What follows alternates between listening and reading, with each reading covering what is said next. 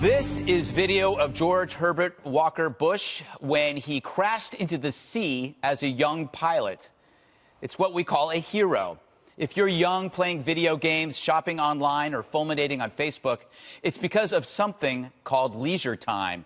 And leisure time was brought to you by millions of men and women whose bravery in times of war made our idle activity possible. I wonder, would we even be here if it weren't for men like him? The passing of George Herbert Walker Bush reminds me of the recent passing of John McCain.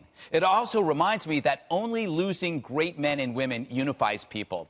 We try to forget all about the other crap. In fact, we realize much of that crap is pointless. People come and go on our planet and in our lives, and it helps to remember that all of us have something in common with the great ones. With the exception of a few chuckle buckets who use such events to score political points, it's actually a shared loss that reveals how we really are. None of us tweet in the face of death. Kindler and gentler. Remember those words? It's a return to the baseline of human goodness. A great person dies, and we can observe the rituals with reverence and respect, as though it's second nature. God help those who can't. It's probably best to ignore them. So for this week, it's not a bad thing to use this passing of a great man as an excuse to make life better. Less finger-pointing, more handshakes. I'm sure in time we'll get back to our tribes, but for now, let's do the guy a favor. Be kind and gentle in case he's watching. So, Dana, I'm sitting actually in your chair, which I feel quite strange. So do I. Yes. I don't like being this close to Jesse. Yep. Stop touching me under the table. So, Dana, the reverence lasted 10 seconds. I'm sorry. It's okay. You started it. Yes. Dana, you're in D.C. The state funeral's tomorrow. What are your thoughts? Anything that moved you particularly today? Yes. Well, it's obviously an honor to be here and to be able to have known them and to talk about them. I thought your monologue was spot on, Greg. Thank you. Bloody on. Very good. A couple of things that touched me today. I got a chance to interview Vice President Dan Quayle. Yes. And to look back at 1988 when he gave the convention speech then. And of course, you know, I remember that time. I'm sure you guys do too. Maybe Jesse doesn't. Might be too young. Maybe Lisa Booth wasn't paying attention then because she's so young as well. But it does just, you realize that things change. Parties evolve. People have a way of sort of forgetting what things were like back then. And so moments like this allow you a chance to pause. The moment that really touched me today, though, was when Senator Bob Dole went to the Capitol. He's 95 years old, and as you see there, he is helped by an assistant to stand so that he could properly and in his way pay his respects to George H.W. Bush, who was a very good friend of his. Of course, they were competitors, but friendly competitors. But, Greg, I think it was last week we were talking about the greatest generation. I'm sorry, actually, it was Andy Ferguson's piece. Right. He was a friend of yours and a speechwriter for George H.W. Bush, and he wrote about a speech he had to give in which in 1992, and during his reelection, the political consultants said, don't talk about his war service. Don't let him talk about his war service because it will make him look too old in comparison to Bill Clinton. Then, 4 weeks before the election, the political consultants changed their minds and think, oh, wait, maybe we should highlight his war service. And he writes this speech, and at the end of it, he says, in the article he wrote, Ferguson says, nearly all of them are gone now. And I think maybe that's why it feels very poignant that this greatest generation, we're having to say goodbye to them. It's true. It's not just Mr. Bush. It's who he symbolizes, an entire, I mean, millions of men that are no longer here. Juan, you worked for, I mean, were you at the Post in the '88? I mean, you probably ran into President Bush when he wasn't president or vice president. He was vice president. That's when I spent most of the time with him, was flying around the country, going to Republican events to try to help get Ronald Reagan reelected, Greg. And so I had a wonderful time. It was kind of like, you know, being at the feet of the master, because you talk about a political, he had been head of the Republican National Committee in addition to running twice for Senate unsuccessfully, but then holding a House seat twice from Houston. So he had been through a lot politically, knew all the political leadership going back to the Goldwater days of '64.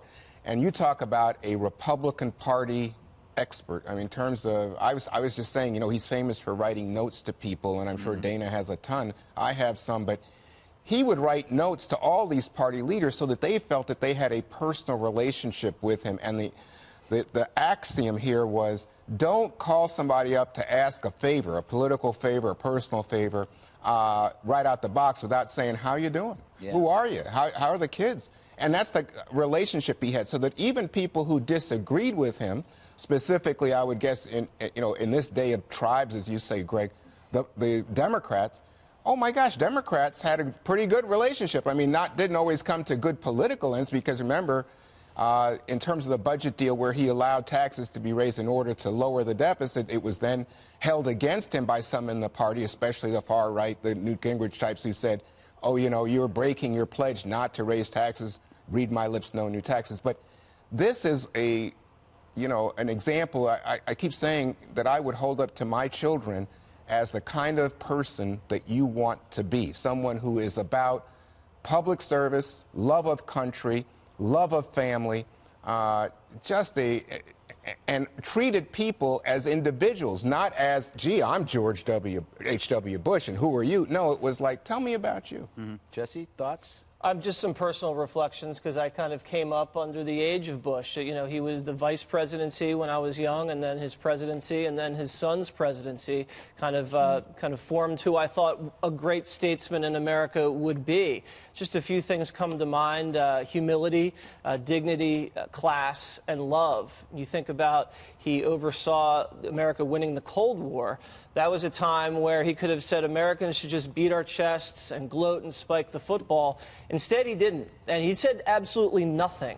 And that silence was very important at that time, and that was a very powerful moment. I think he was, raised in the prep school, boarding school era where, good sportsmanship is drilled into you, and he always won with class and dignity. Also, when he kicked Saddam out of Kuwait, he had an opportunity to rush to Baghdad and overthrow the entire government, and he was humble enough to know the limitations of American military power.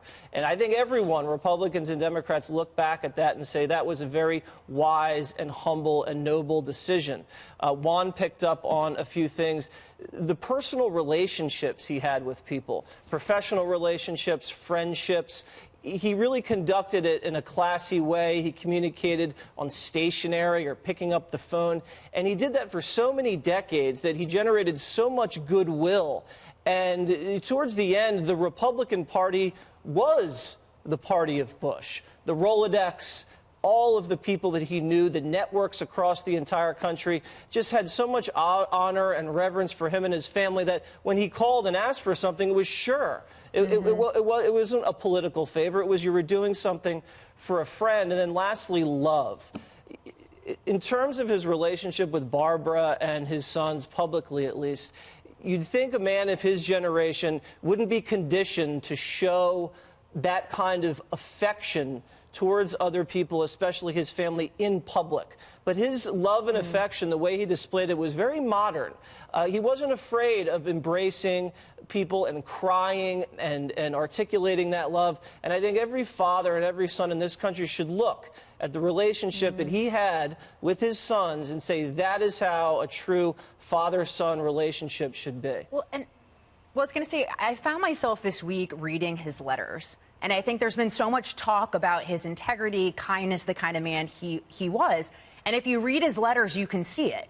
And, the written word always lasts so much longer than, what you say on TV or what you say during a debate or what have you. And that's a beautiful thing for him, because what a great legacy to leave behind. And, Vice President Mike Pence talked about this yesterday when the former president, when he wrote a letter to his son, when he landed his first tailhook landing as a Marine aviator, and saying that he shares the pride that Mike Pence has in his son. You look at the letter he left Bill Clinton saying that you are our president. I am rooting for you, even though he defeated him and he was a one-term president. What a beautiful thing to have that sort of character, to leave that message for Bill Clinton. You look at the love letters to Barbara and what a beautiful, loving relationship that they had as a couple. The letter that he wrote about his daughter Robin, who they lost, and talking about the fact that she's always going to remain with them. So just all these letters, what a beautiful legacy for him to leave behind for future Americans to see the kind of integrity that the man had. So, Dana, what's going to happen tomorrow at the funeral?